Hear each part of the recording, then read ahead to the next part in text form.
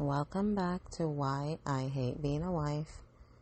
I'm your host, and today we need to talk about something that makes people really uncomfortable: money and marriage. Specifically, financial control, financial abuse, and why every woman needs her own money, period. And before anyone jumps down my throat, yes, I know. Financial abuse sounds dramatic. It sounds like something that happens to other people. It sounds extreme. But here's the thing: financial abuse doesn't always look like someone locking you out of the bank accounts or refusing to let you have money. Sometimes it's quieter than that, more insidious, more acceptable. Sometimes it looks like being questioned every time you spend money on groceries, being asked to justify buying new shoes for the kids, being made to feel guilty for getting a coffee, being nickel and dimed to death while he spends freely without a second thought. Sometimes it looks like our money somehow being his money that you have to ask permission to access. And sometimes it looks like waking up 6 years after you stopped working and realizing you are trapped, not because anyone locked you in, but because you don't have your own money, your own credit, your own financial identity, your own way out. So yeah, we're going there today. Let's talk about it. Here's how it usually goes. You get married. Maybe you're both working. Maybe you make similar money. Maybe you don't.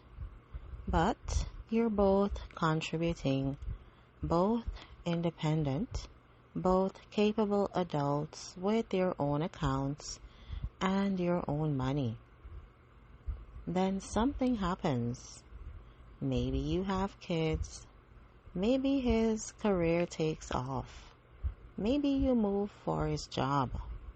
Maybe childcare costs more than you make. Maybe.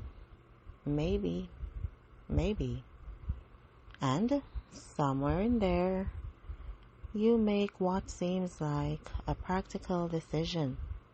You'll stop working, or cut back, or go part-time, or freelance from home. Whatever version makes sense for your family. And it does make sense. Someone needs to be home with the kids. Someone needs to be flexible. Someone needs to manage the household. And since he makes more, or since his job is less flexible, or since childcare costs more, it makes financial sense for that someone to be you.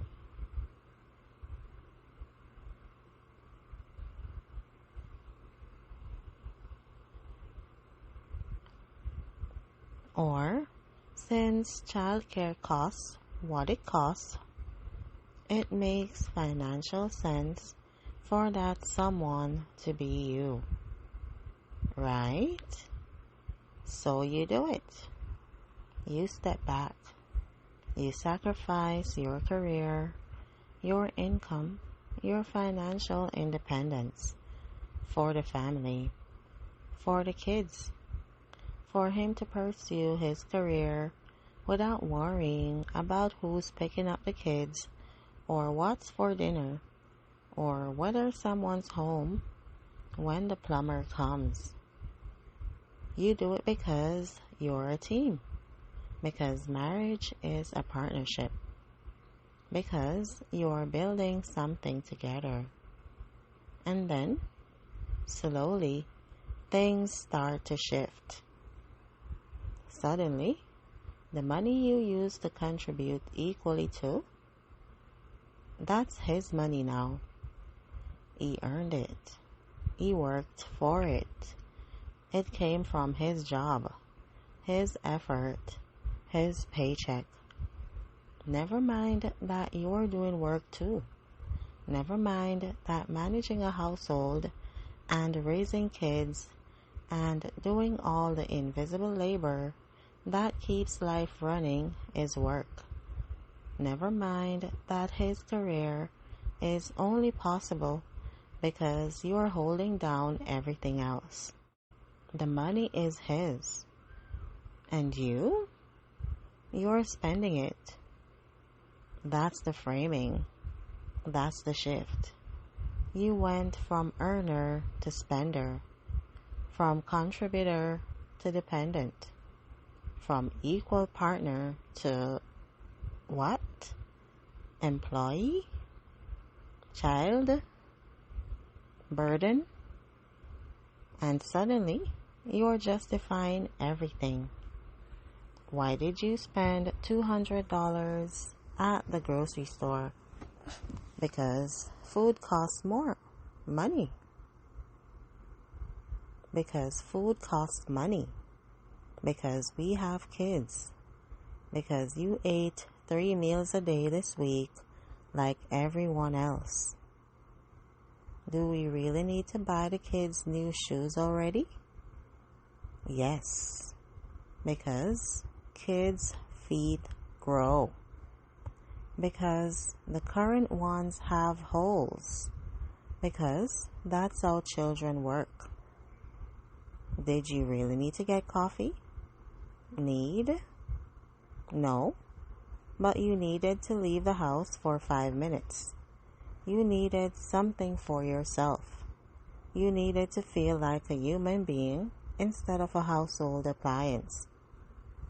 But now, you are explaining it, justifying it, defending the most basic purchases like you are on trial. And he's not explaining his spending. He's not justifying the drinks after work with colleagues, the new golf clubs, the upgraded phone, the guy's trip, the hobby gear, the subscriptions, the whatever. Those things just happen. No questions. No justification required. Because it's his money. Here's where it gets truly insane. The 50-50 conversation. You gave up your career. You haven't worked in years. You have no income. You have no paycheck. You're doing the unpaid labor that makes his paid labor possible. And he wants to split expenses 50-50. Let me say that again. Slower. He wants the person with zero income to pay half the expenses. How? How is that supposed to work? With what money? The money you don't have because you're not working, because you're doing the work that enables him to work? Well, you should get a job then. Cool. Who's picking up the kids? Who's managing the household? Who's doing all the things you're currently doing? Him? Is he going to do all that? No. Then shut the fuck up about 50-50.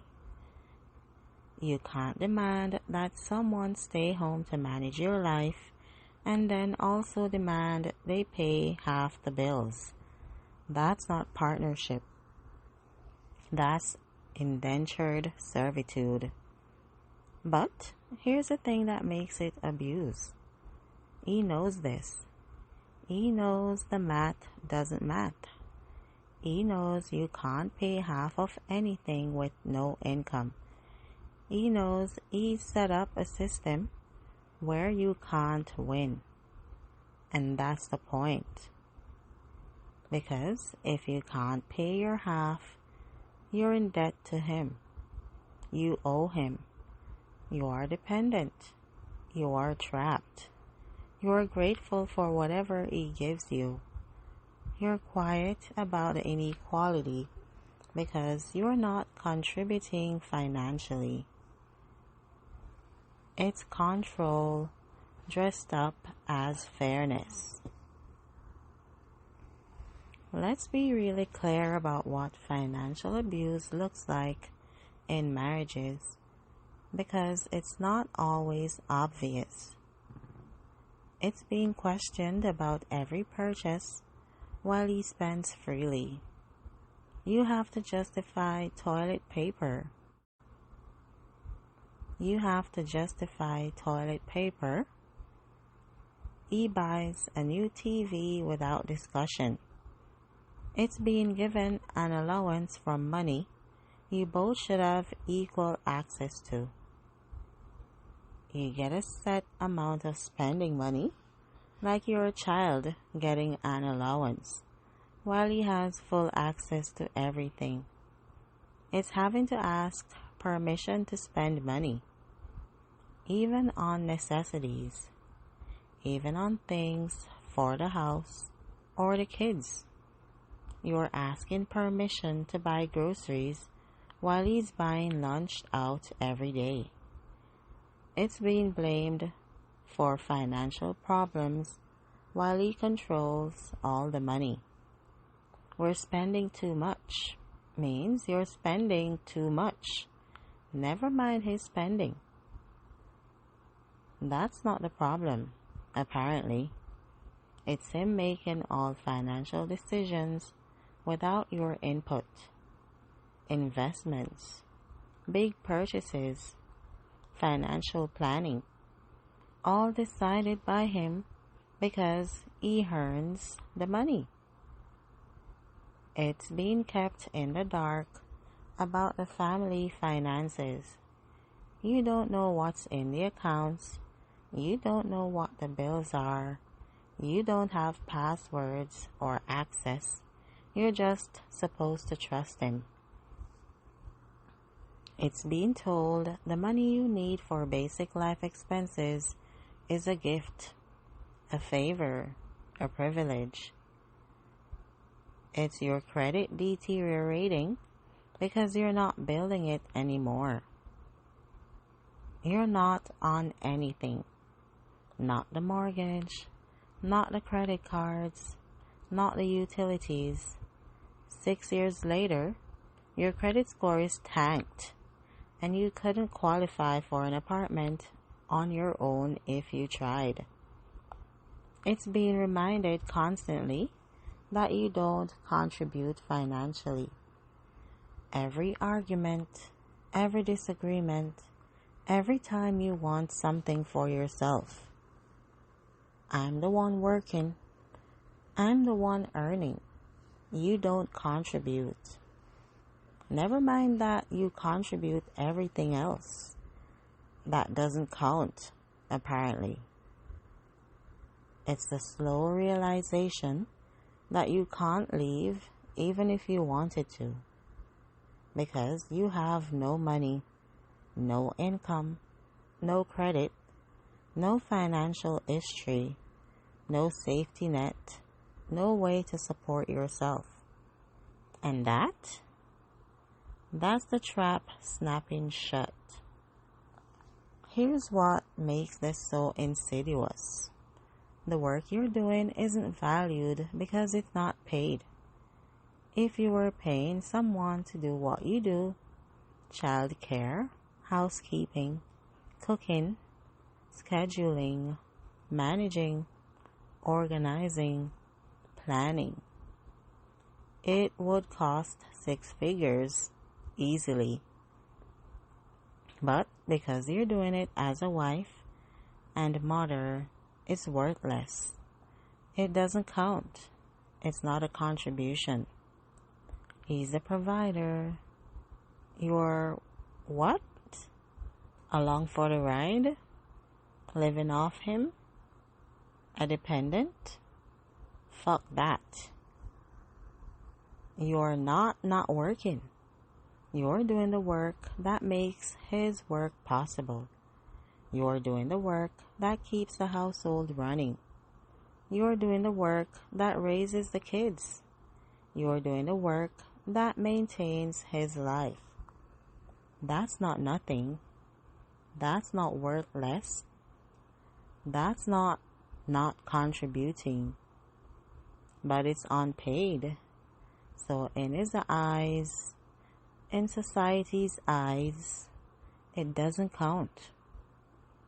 And that's how women end up trapped, doing essential work that's treated as worthless, with no income, no financial independence, no way out. I haven't worked in over 6 years. 6 years. When I stopped, it made sense. It was practical. It was what was best for our family during COVID. I was needed at home. But 6 years later, I'm drowning. I have no income, no paycheck, no money that's mine. I gave up my career, my earning potential, my financial independence for us, for our family. And now I'm being nickel and dimed for buying groceries, questioned about spending his money, made to feel guilty for every purchase, asked to justify the basics while he spends without thought. I'm not on the mortgage. I'm not on most of the accounts. My credit has tanked. I couldn't get an apartment on my own if I wanted to. I couldn't qualify for a credit card. I have no financial identity separate from him. And the worst part? He wants 50-50. He actually thinks that's fair, that I should somehow pay half of everything when I have zero income because I'm home doing all the work that makes his income possible. The math doesn't math, but pointing that out makes me ungrateful, difficult, not a team player. I feel trapped, not because anyone's holding me hostage, but because I don't have my own money, my own options, my own way out. And that's financial abuse. It doesn't look violent. It doesn't look dramatic. It looks like everyday marriage. It looks like a practical decision that turned into a trap. It looks like waking up 6 years later and realizing you're completely dependent on someone else's goodwill, that your survival is contingent on their generosity, that you have no power, no options, no safety net. And nobody prepared me for that. Nobody warned me. Nobody said, make sure you keep your own money. Because the second you don't, the power dynamic shifts and you might never get it back. Listen to me. Every woman needs her own money. I don't care if you're happily married. I don't care if you trust your husband completely. I don't care if you think we're a team means you don't need financial independence. You need your own money. Not because your husband is definitely going to abuse you, Not because your marriage is definitely going to fail. Not because you're planning to leave. But because power dynamics are real. Because circumstances change. Because people change. Because you need options. Because you need security. Because you need to not be trapped. You need your own bank account, money that's yours, that you control, that you have access to without asking permission. You need your own credit, your name on things, your credit history, your ability to qualify for things on your own. You need your own income or access to income, whether that's part-time work, freelancing, investments in your name, whatever, something that's yours. You need to know the family finances, full access, all passwords, all accounts, all investments, all debts, everything. You need an exit plan. Not because you're planning to use it, but because knowing you could leave if you needed to is power. Being trapped is not. You need to protect yourself because nobody else is going to do it for you. But we are a partnership. Great. Then he won't mind you having your own account, your own access, your own financial identity. But we're a team. Perfect. Then he'll understand why you need security and options and independence. But I trust him. I'm sure you do. But trust and financial security aren't the same thing. You can trust someone and still protect yourself. And honestly, if he's threatened by you having your own money, that tells you something, doesn't it?